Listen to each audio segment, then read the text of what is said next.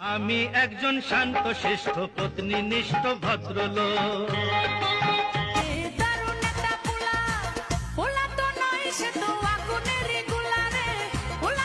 আমি কি দেখতে সুন্দর না? আমার চোখ দুইটা কি সুন্দর না? আমার গাল দুইটা কি টুসটুসা না? আপু ঘুম এসে পড়েছেন? আপু, হ্যাঁ আপু ঘুম এসে পড়েছে। ভালোবাসা তারপর দিতে পারে কত বর্ষা সুবাস। ভালো হয়ে যাও মাসুদ। ভালোবেসে ফেলেছি